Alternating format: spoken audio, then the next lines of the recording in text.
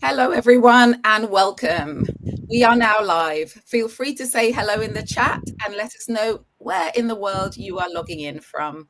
It's really great to see you all here, and we're always delighted to know where you're from because quite often we have people from quite far afield.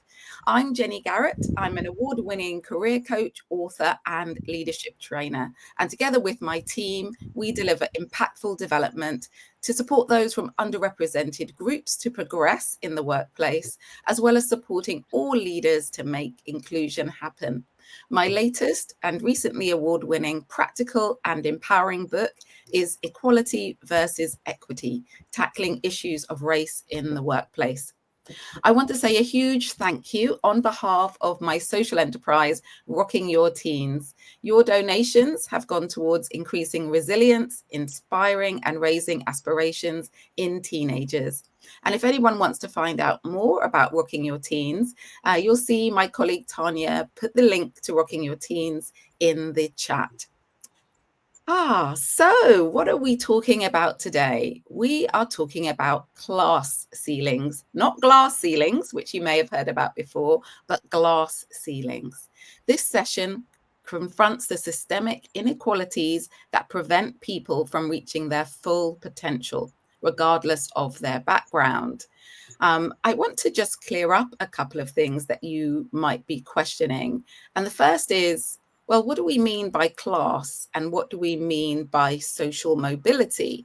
And the truth is, there are a few definitions of what we're talking about. And I think how we talked about class and social mobility in the past has had a bit of an update and has been changing. But when I looked up the definition, I found that social mobility refers to the ability of individuals to move up or down the social hierarchy based on factors like their occupation, their income, their education, or their social status. It essentially describes how people's life outcomes, such as their job type or their income, differ from their parents' life outcomes. And social mobility can be upward, moving to a higher social class, or it could be downward, moving to a lower social class, or horizontal, changing your occupation or status without any significant change. People often talk about the sort of more senior levels of social class as being a senior professional, then going to a lower professional, then going to a skilled worker, then a semi-skilled worker, and then low skilled or unemployed. So if we're talking about it in terms of jobs, then that's where we could be. So it moves around a little bit, but we're talking about the sense of feeling in a better position than your parents were, and also feeling that you can move up this ladder of social class if you wish to. So our expert panel will discuss how we understand the impact of class, particularly in career progression and in the workplace, how we can identify and challenge bias related to class. So there might be subtle biases and stereotypes that can be perpetuated in the workplace and create inequality. They're going to also talk about pathways for social mobility upwards. So what are the programs or initiatives that can support individuals from lower socioeconomic backgrounds to move up the ladder? And lastly, how do we build a culture of inclusivity? So how do we create an environment where everyone feels valued and respected, regardless of their class background? I'm going to be talking to executive coaches, Jess, Patience, Carol, and Janice, who are all listed in the Diverse Executive Coach Directory. a directory which connects corporate organizations with coaches from global majority or ethnic diverse backgrounds. And we'll discuss breaking class barriers, building a truly inclusive workplace today. You'll see in the chat a link to the Diverse Executive Coach Directory and also our LinkedIn page. Do feel free to follow us, because you'll also find out about other webinars and other initiatives that we have going on. So the format of today's LinkedIn Live is that Jess, Patience, Carol, and Janice will briefly introduce themselves. I'll start by asking them a few questions, and then we'll open it up to you for your questions and your reflections. Feel free to put them in the chat at any point. You don't have to wait to the Q&A section, because I know what it's like. Sometimes you then forget what it is you wanted to ask, and it also might inform our conversation. We're always happy for you to share on LinkedIn or any other social media. We're using the hashtag today, breaking class barriers. And you can also tag us, all of the coaches and the Diverse Executive Coach Directory in your posts. We'll be happy to share. So I'm going to start off with those introductions. And I'm going to start with Jess. Please do introduce yourself. Thanks, Jenny. So hi, I'm Jessica Rogers. I'm a coach and program facilitator, and I've been doing this work for just over 16 years. And before that, I worked in marketing for just over a decade. And so I work with senior leaders across professional services, so such as investment banking, law, in education, and also in the public sector. And I support them with one-to-one coaching sessions and bespoke leadership development programs. And I also regularly run webinars and deliver talks on a wide range of topics. And I'm really delighted to be here today to talk about class and inclusive workplaces, because it's a topic that's really close to my heart. So delighted to be here. Thank you so much, Jess. I'll go to Janice next. Thank you, Jenny. My name's Janice Taylor. I'm based down in Brighton, not so sunny today. I'm a career and leadership development coach, working with a wide range of people really to help them gain clarity about how they want to move forward with their careers or how they might want to develop themselves as leaders. This is a topic that's really close to my heart, so I'm delighted to be here too, actually, and looking forward to a really rich discussion. Thank you. Thanks so much. Patience. Hi, I'm very delighted to be here, and I am an executive business and leadership coach, and I work with ambitious, introverted women who seek to develop quiet confidence, harness their strengths, and go after those audacious ambitions that lay low, because a lot of times there are barriers to being introverted. But also, I help organizations to build diverse leadership pipelines. And that is why this topic is very interesting to me and important to talk about, because we know that there are intersections between how people face barriers in the workplace. I've had the opportunity to be a facilitator on programs helping people to step up and move up in the career ladder. And I also deliver workshops, webinars, one of which is Becoming a Woman of Influence, which is part of how you help yourself to overcome those barriers that stand in your way, really, to achieve the leadership potential that you have. So looking forward to discussing with everybody else as well. Thank you. Thanks so much. And Carol. Hi, everyone. Thanks for joining us. This is a topic which is very close to my heart from my lived experience.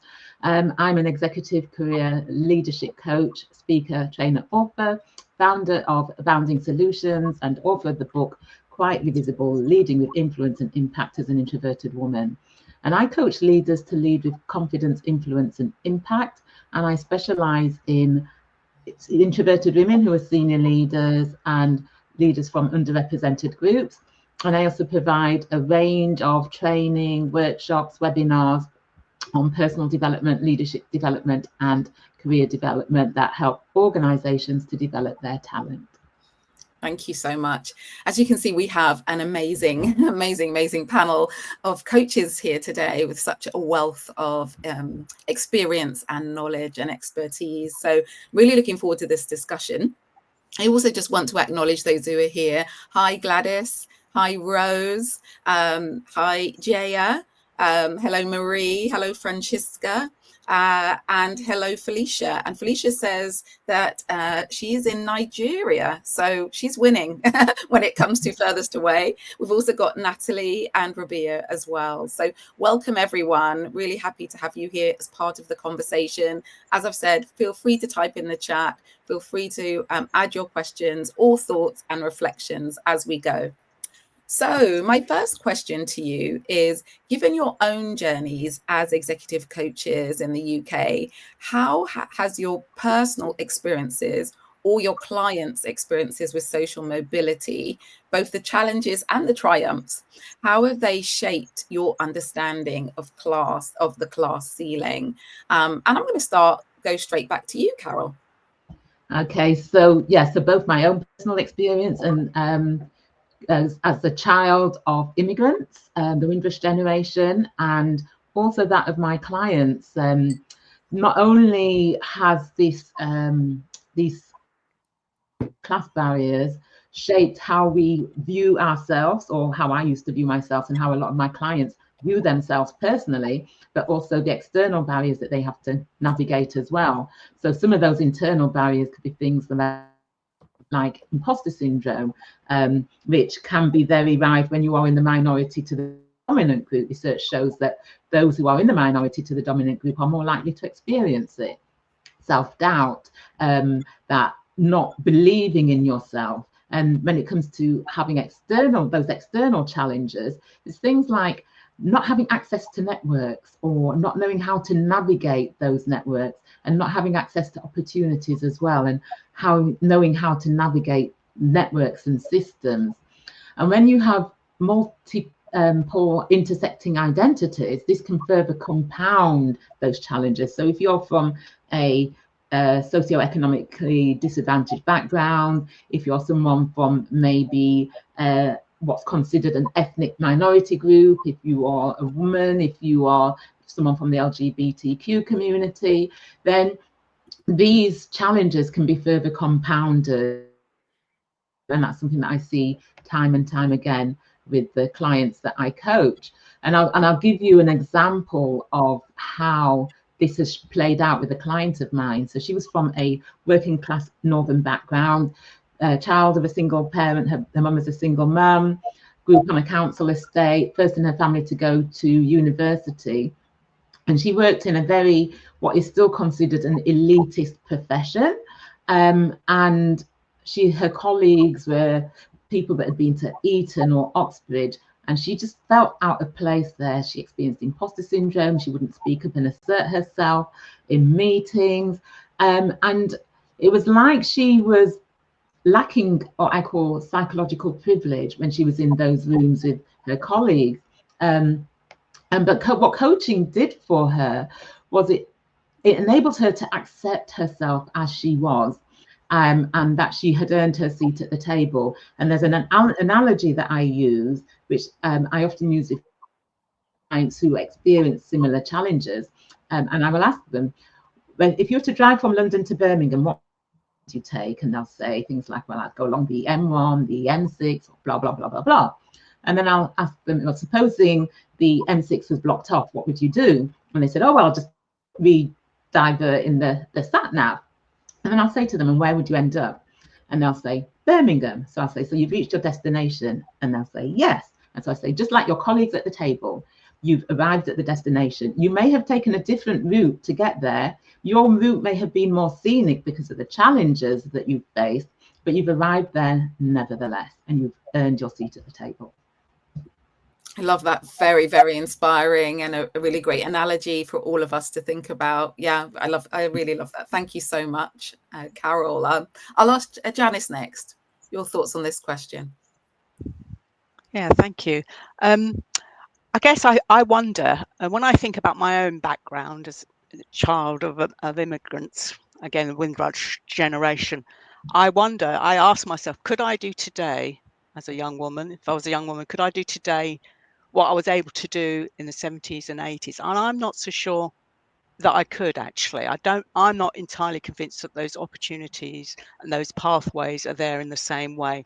Because I think people are, it used to be that people, once you had a job, you were kind of almost set for life and you could kind of work your way up.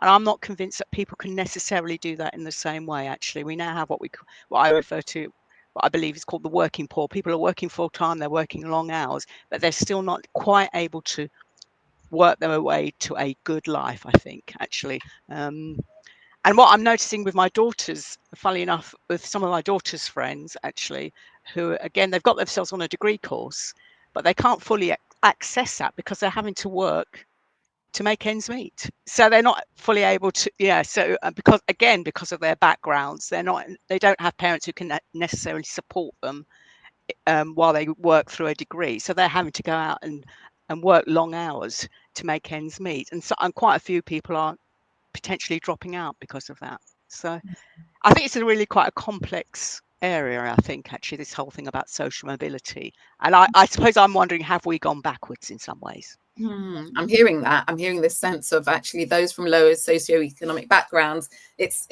From your perspective, it might be a much larger group now, based on the fact that everything's gone up and wages haven't gone up at the same rate. And actually, there's probably an increase in unemployment, isn't there, because of since the pandemic. Thank you so much. I'm going to go to you next, Patience, for your perspective.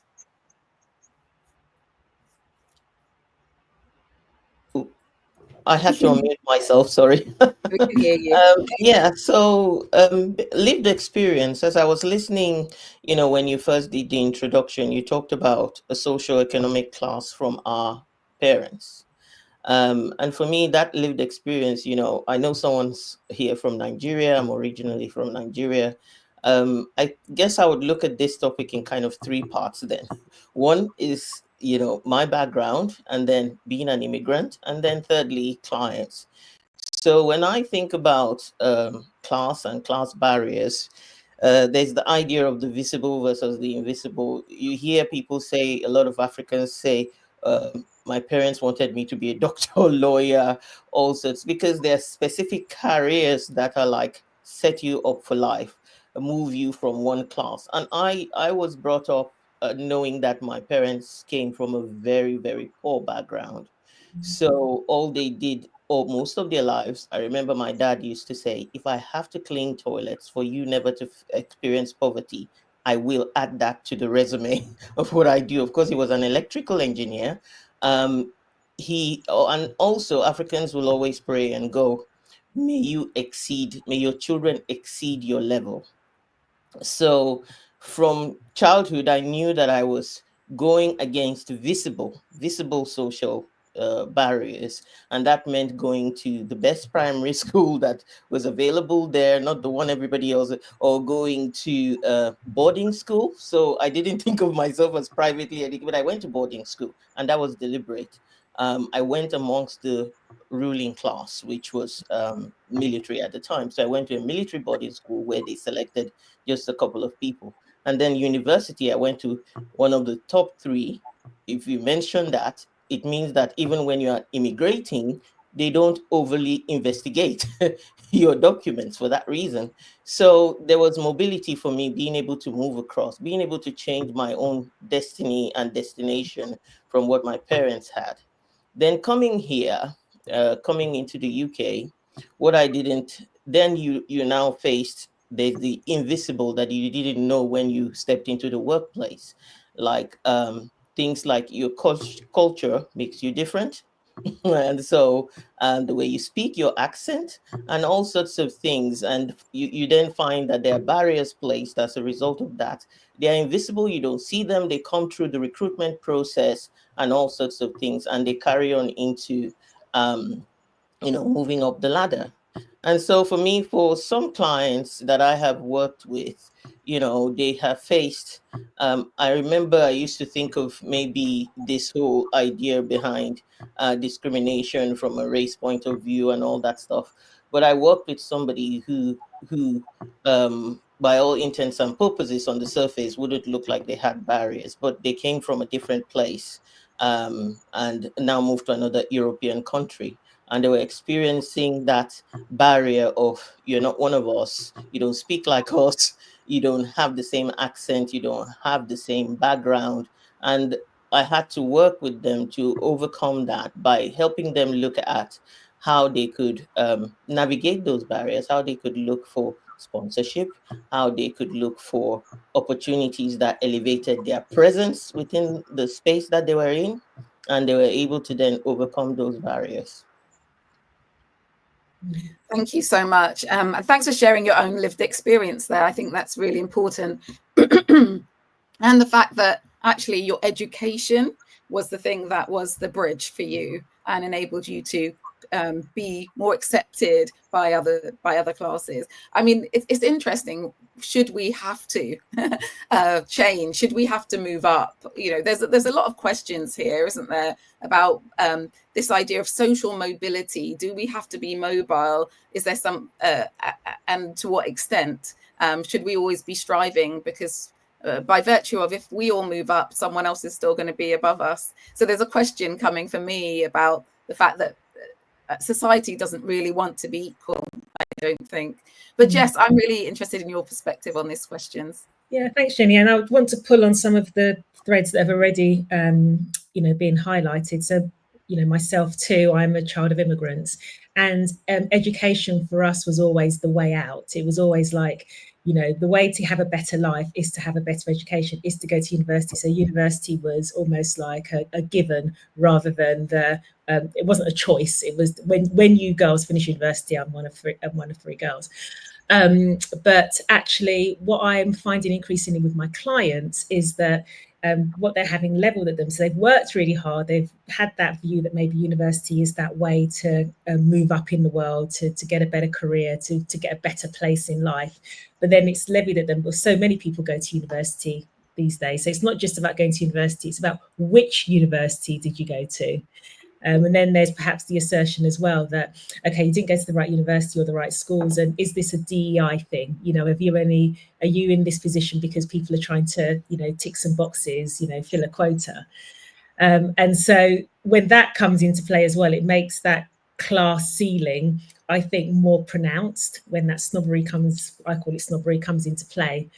And then also there's how someone sees themselves. And I think that's to Carol's point as well, how someone sees themselves can be limiting, if they think maybe I can't do that or I've got here, but people are questioning my ability as well. So they can be the challenges that, I've seen clients face. But then I have seen some triumphs. So where clients have broken through, they have, moved up and they're, maybe smashing that class ceiling to a certain extent. And I think a real defining thing for people to be able to do that is to be able to recognise what they bring to the party. So to recognise their strengths, to recognise, the value that they're adding, and not only recognise, but be able to articulate those and to articulate them unapologetically. And so when people are able to do that, wherever they've come from, I think that then makes their rise and their mobility more solid and yeah, more fulfilling as well. Yeah, I'd really advocate and agree with all of those points. This idea of articulating your worth, your value, what you bring unapologetically is really beautifully said. I couldn't agree more. Thank you all for bringing it to life. I was just thinking about a personal experience I had where I went to work for an organization where everyone was educated in a different way to myself, had very different experiences, how it actually felt quite isolating. And I really felt the pull to try and be something I wasn't, to dress a certain way, to talk a certain way, because otherwise I was going to be excluded from the conversation. However, I hadn't had their lived experience. So I still don't think it resonated. I still don't think it worked for me. I mean, this was a long time ago now, but I think it's quite obvious when you're trying to be something you're not as well. So it can be a bit of a tightrope. You think you have to conform, but the conforming doesn't work. I definitely agree that having a coach who can really help you unapologetically articulate your value is something very, very key. So I want to say just hello to some people who've joined us. Menaz, always lovely to see you. Vivine, welcome. Jessica, hi there. Great to see you. And I don't know if I mentioned Natalie before, so welcome, welcome, welcome. I hope you're already finding this a very thought-provoking live here. As I've said, please do add your comments, your thoughts, your reflections, your questions at any point. But I'm going to go on to my second question. So many organizations are keen to break down class barriers.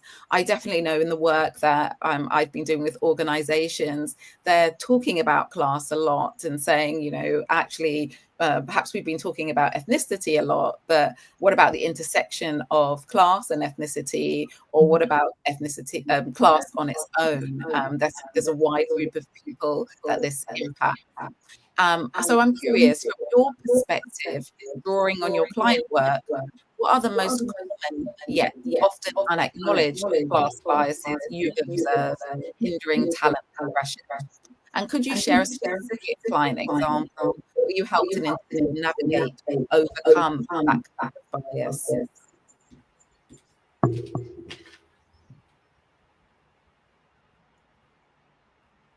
Oh, I haven't said who's going to answer that question. I was thinking, what's the answering me? I'm going to go to you, Janice, please. Sorry. I thought I could hear a little bit of feedback there, Jenny, so I've just, or it might just be me, but yeah. I think everyone just mute themselves if they're not speaking. That would be amazing. Yeah. I think certainly, again, I'm calling perhaps more on my personal experiences, but I think, as a few people have said before, certainly for me, the education, having access to education has been what's done it for me.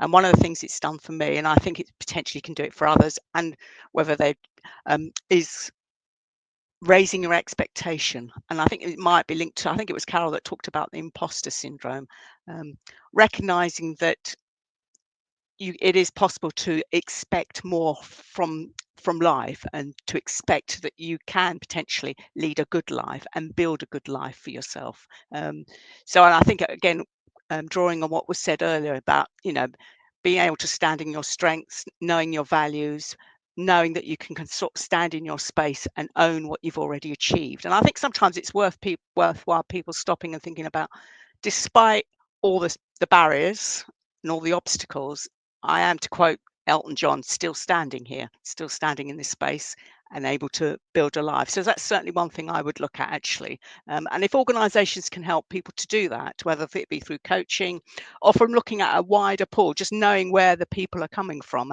that are applying for their roles and getting into the senior positions, and just being a bit more open to this whole area of class and that intersection with other groups, I think can help. Because I think sometimes organisations can blindly carry on without being fully aware, without really looking at where are these people coming from, who are the people that around me are sitting at this particular table. So I think that's certainly a place to start.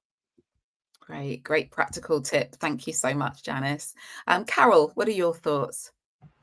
So in terms of the most common biases that I've seen, social background, and that includes accent as well. So certain accents, which are, you know, northern accents in particular, often get a bad press. And also the education as well. If you've not been to university, or you've not been to a Russell Group universities, Jessica mentioned earlier, that can, I've seen those as biases. And so to give you an example, a client of mine, so first of all, the client that I mentioned earlier, once she was able to accept herself and own her space and own who she was, that she came from the working class background, and become proud of that, she became an advocate for change in her sector, and she's championing all these initiatives to get more diverse people in the organization.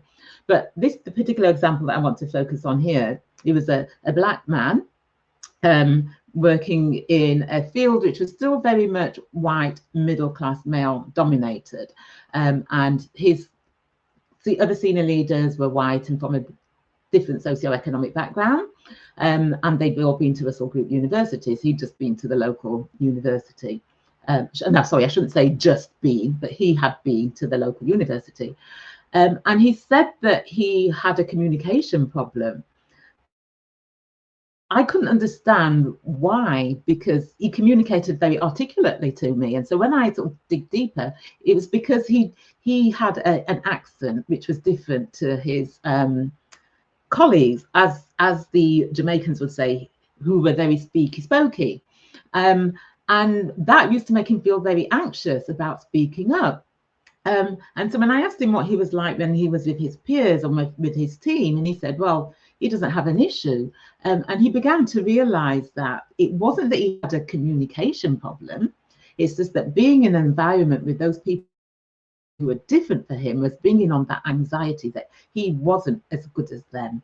And so once he recognized that, he was able to feel more confident about himself. He knew that he can communicate. It's just that he may communicate a different way. His accent may be different, but he's still getting his message across and delivering impact in the same way.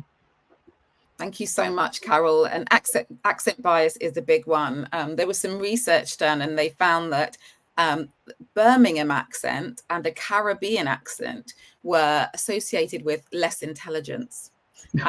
And sort of a Southern English accent was perceived as having more intelligence. So, all of these things are happening all the time. Class it can be associated with where you've grown up, and as we know, lots of people take elocution lessons to remove the accent that they had so that they can move through social classes more easily. But the better thing would be to accept accents, wouldn't it? And actually, I think the media has done a lot recently to introduce so many accents into TV, when they're particularly in the UK, when they didn't really exist before. You would have thought that everyone spoke the same way at one point if you were watching television. And I particularly Channel 4, I remember hearing someone, the sort of introducer between shows, having I think a Trinidadian accent, and I was taken aback that this accent was actually on my TV. So yeah, we need to have it more common, accents more commonplace, more accepted, and actually challenge ourselves around the biases around them. So thank you so much for bringing that up. I think that's really an important one. So I will go to Jess next. Thanks, Jenny.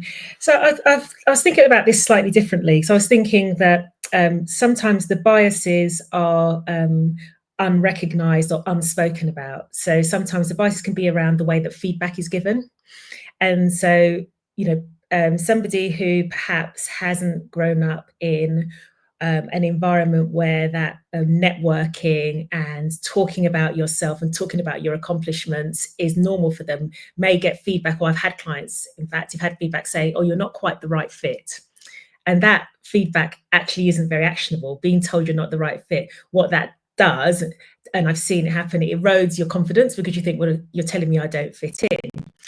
And I think what then happens, it becomes quite self-fulfilling, because the person, I've seen clients where they then shrink back, don't speak up, speak even less about their accomplishments, because they fear that, oh, I don't fit in, I might get exposed.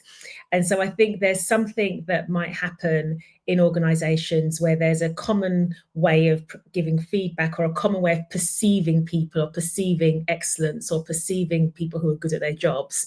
And that actually plays to people who maybe have grown up in a particular way, or have had a particular type of education, which, it's been drilled into them to behave and show up in a certain way. And so where I've helped somebody to navigate that is to talk to them about who they have in their network. So who they have as their mentors, who they have as their sponsors, and drawing on some personal experience. I remember I used to always get feedback when I worked in marketing that I needed to be better at my personal PR. And that didn't mean anything to me. It was like, be better at your personal PR. And I just kept getting that feedback, and I felt myself sort of a bit stagnant for a period of time in this kind of middle management. place. And what happened was I got an accidental mentor, and what it was somebody in a senior position who saw something in me, who I got on really well with, and they broke that feedback down. It was about networking. It was about being able to talk about what I was doing to the right people, being strategic, about who I was networking in, who I had at my, we talk of your board of advisors for your career. And so I think that actively developing kind of mentoring programs and sponsorship programs where people can have open conversations and learn the social cues, somebody to tell, particularly early in your career, to almost tell you a bit more about those social cues if you haven't come from a particular background, can be a really good practical way for organizations to break down class barriers, because then it just gives people that sounding board, that place to be safe when they're not sure. And also then it helps those who are in more senior positions who perhaps have had less of or more of a privileged background to understand some of the challenges that other people within the organization might be facing, which then, builds more of an inclusive environment, because the different voices are being heard, and people can be, you can meet people where they are, so that it gives everybody a chance to excel then and to shine and to step up, all like from a more of a level playing field, as it were. Oh, you're on mute. Yeah. I'm not muted, it says. Go. Oh, yeah, okay. I think maybe there was just a tiny delay.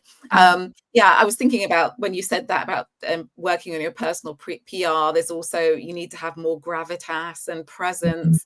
And or you need to have a certain, advisory voice and things like that. And often it's like, what are you talking about? What does that actually mean on a practical sense? Because often the person saying it doesn't even know what they mean, but they know there's something intangible. So it's great that you had someone who could break it down for you.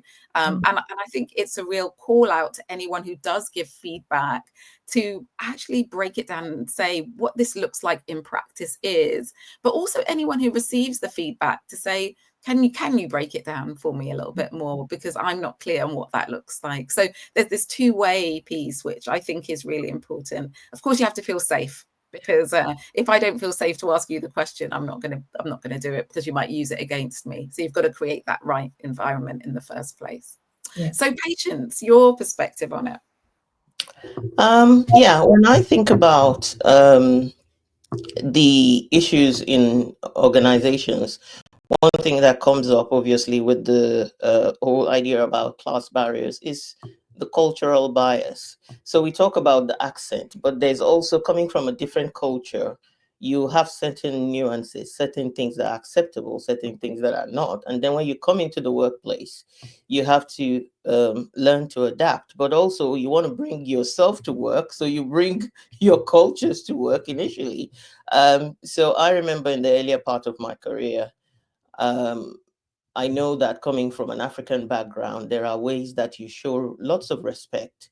I always say that in the UK, you curtsy to the Queen, but in the UK in the morning, you start your day by curtsying to any elder that knocks on your door. If they are your older sister, if they are your parent, if you get to the office, you curtsy for the boss. So even though you don't do that in the workplace, you get to the workplace and start being more contained in the way that you talk to people, graduate. And then, I was lucky that a manager pointed out that, Patience, you're being subservient. That's showing that you lack confidence. And that wasn't my intention. My intention was to show respect, and that really helped me to kind of look at, okay, this is how it's coming across. It's coming across as lacking confidence. It's not coming across as being respectful, looking at people who are older, trying to not trying to be polite and all that stuff that we do.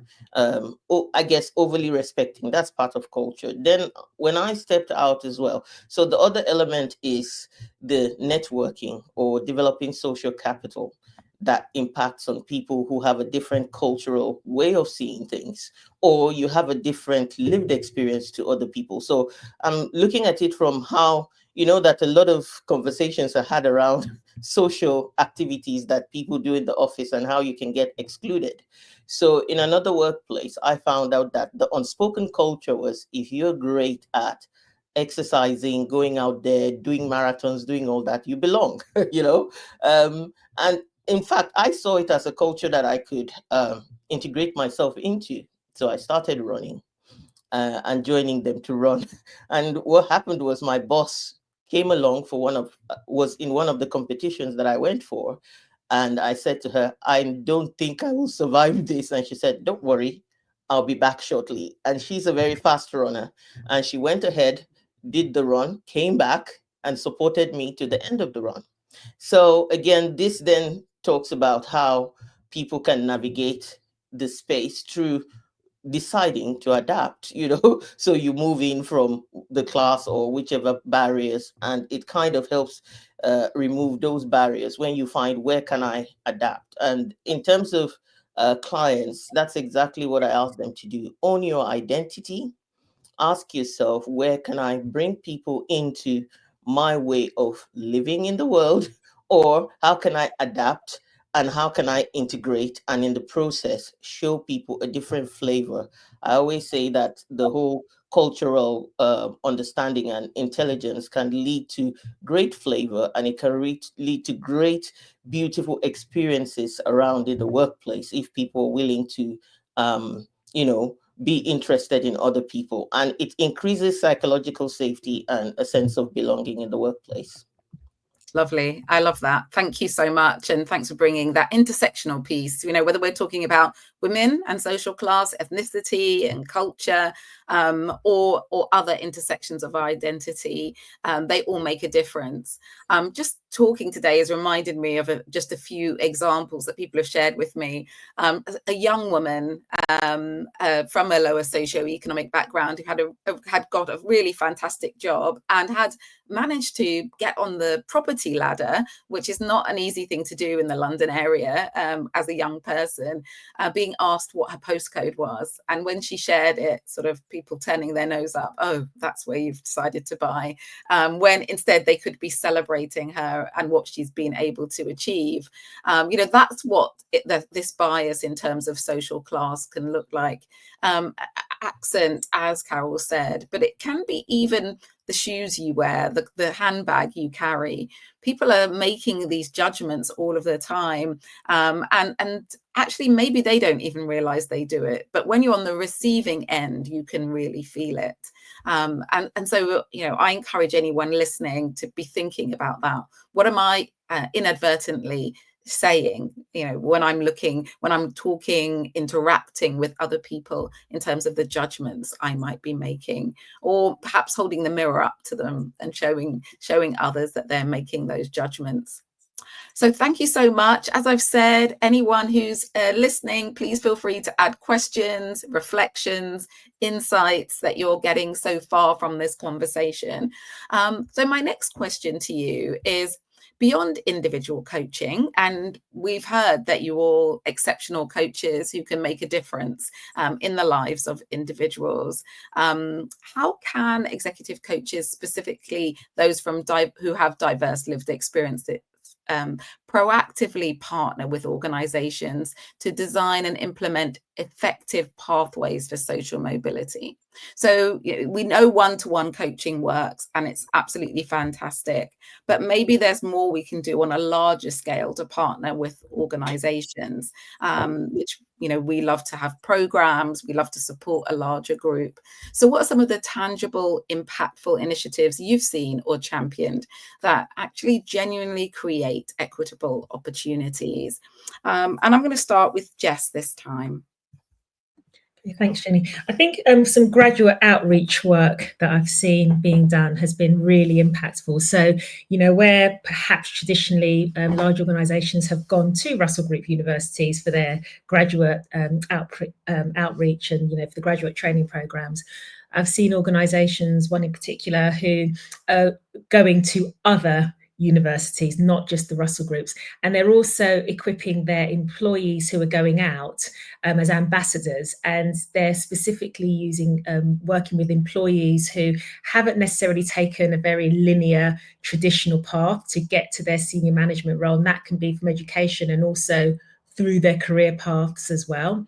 And so those types of programs where you've got ambassadors internally who to coin Carol's example, who've taken a scenic route to get to their senior leadership role, to actually then share their path and share their journey with different types of young people who are looking to enter careers and enter the workforce. And it's that kind of, well, I've done it. I've managed to get through what I've got through, navigate the way I've navigated to get to where I am, and you can do it too.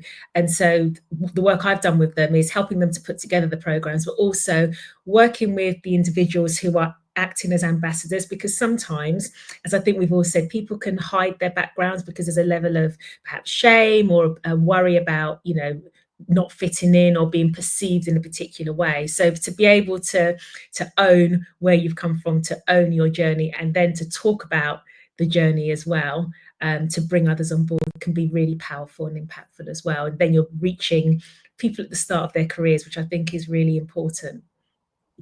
I couldn't agree more. And it's so interesting, isn't it, that organizations are often asking people to declare their characteristics, whatever they are. But those in more senior positions who may have been there a long time are not talking about their own experience. And I've definitely worked with senior leaders who haven't shared their socioeconomic background, their start in life, when that could have really inspired other people. Yeah, Juliet's point here, I think, really resonates with what you've said, actually, Jess.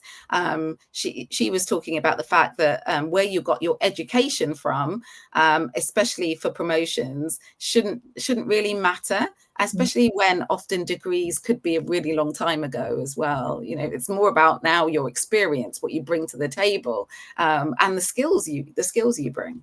Absolutely. Yeah. Yes. Yeah. So I will ask Patience next. What do you think on this? Yeah, so I using the first example that I gave with regards to my manager, educating managers on how they can provide feedback and support people, who to come out, and be able to express themselves more confidently, I guess, because one of the areas, and we've all mentioned it, that class barriers impact is looking confident in the space that you're in. So I think she being able to point out something that now linked to a cultural way of being allowed me to kind of work on that. So I think educating the managers, and that could also, we could talk about also the way recruitment takes place. Organizations can look more at their recruitment practices. So I know that there's a lot of stuff around blind CV, and it's just having blind CVs where there are no descriptors, and you just get people with skills and roles, and you can hire them from that point of view. And that allows you to kind of get a rich pool of talent before you now see the person, before you now experience the person. You can read and see what you're really looking for and how they match in with what the organization wants to achieve going forward. Then another route that I know that helps a lot of people from lower socioeconomic backgrounds is where you have apprenticeships as routes to senior leadership roles. And the more organizations adopt, the apprenticeship model, it allows people who would not have had the opportunity for the experience, the lived experience, the going to the big universities and all that stuff, to get that route where they could build up skills, build up confidence, to get to see themselves as leaders. And then the final one that I think is also what leadership really looks like in your organization. Bringing examples of, like we've talked about, a lot of senior leaders probably would hide their background just to fit in, just to belong. But the beauty of having a diverse leadership group that is causing the organization to work well would be nice to highlight, that is coming from people having different lived experiences, bringing it together. That diversity is what is creating success and allowing people to talk about it. I remember that there was a leader who I really admired, and she rose up the ladder and went into the boardroom to become one of the, in a PLC, to become one of the board members. And she said when she entered, she felt like she didn't belong there. Like all these people looking at where they come from, looking at what they have done. But the way that they integrated her into being one of them, into belonging, was to share their vulnerabilities, their stories. And then she thought, everybody here has imposter syndrome. Everybody here has something they're dealing with. And she was like, oh, I do fit in right here. You know, I really fit in. And I saw it's important that, you know, building the leadership pipeline, there are visible strategies that help people know that you do belong, you do fit in. Wherever you come in, you can grow, you can get up the ladder, and you can achieve what you desire to achieve. And we welcome the diversity of classes because it enriches our conversations around the table. Thank you so much. Lots of practical thoughts there, from the hiring process to you know, more one-to-one approaches, which are really helpful in organizations. So hopefully something's stuck there. And I think you partly answered for Vivienne's point, which was, how have you navigated the smoked glass ceiling, the glass ceiling that is tinted for non-white women? So that's specifically about the glass ceiling. And I think you've talked a bit about that sort of cultural piece, and getting allies and support as well. So Carol, what are your thoughts on this question? So beyond individual coaching, facilitating discussions and awareness through training, talks, listening conversations, listening meetings, whereby these issues are talked about and addressed to increase awareness throughout the wider organisation. I personally have delivered sessions on things like inclusive language, and in that I've included a variety of ways that people may not feel that they are included, or they don't feel that they belong. And I think creating a culture of belonging is so important. My research looked at belonging and psychological safety in the workplace, and although it was focused on introverted women leaders, they had multiple intersecting identities, including class, including gender, and all sorts of things. So if organizations are able to create those cultures of belonging, everybody thrives. And ways that they can do that is through, has been mentioned, showing some vulnerability, getting to know people that are different to them. My son, when he was doing his solicitor training, he worked, one of the managing partners, when he finished his solicitor's training, one of the managing partners said that he learned a lot from my son. My son was a young black man from East London, hadn't been to a Russell Group university, but he said he learned a lot from my son just by getting to know my son, because my son was very different to him. And I think getting to know people that are different to yourself helps in that, facilitating that culture of belonging. And there are organizations which are, you know, I've seen that are doing some great work around social mobility, social class. Organizations such as Making the Leap, which is a social mobility charity that works with organizations. They do the UK through Social Mobility Awards. Generation Success, that is another great charity, social enterprise that does a lot of work with young people from disadvantaged backgrounds. And then there's the Social Mobility Foundation, which produces the Social Mobility Employer Index. And so I think, you know, if organizations sign up to that, that can be a great indicator of that they are looking at this and looking at a way of sort of breaking down those class ceilings. Great. So some places for people to go and look up and get more involved, as well as contacting any of us. To be honest with you, there's a lot we can offer and support on. And Janice. Thank you. I don't want to add too much more because I'm just conscious of the time, I've just realised, but a couple of things I've seen with a couple of organisations that I've worked with and for in the past years. They set up a learning fund actually to encourage people who earned below a certain amount in their organisations to access learning. And what I loved about these schemes was, and one of them I was involved in setting up, what I loved about this scheme was that it was up to the individual to choose. It wasn't about training, it was about encouraging people to learn and pursue something that they were interested in within reason. So that sort of initiative, I mean, I've not heard of them since actually, but it would be lovely to feel that organisations would be encouraging people to access learning actually, if they're not able to do so at the moment. Because I think, yes, education and learning is one way people can start to create options for themselves. Actually, I must admit, I'd quite like to get away from the social mobility and put people in a position where they can create and build something for themselves. Actually, yeah. Thank you. I think that's a lovely way for us to end this idea of that continuing learning journey, and learning being a way to navigate your life, whatever that looks like. As we go through into the future, we don't know what it's going to look like, do we? I know that when we were talking previously, Patience, you were talking about the fact that sometimes celebrity elevates people into different situations. Entrepreneurship can elevate people into different situations.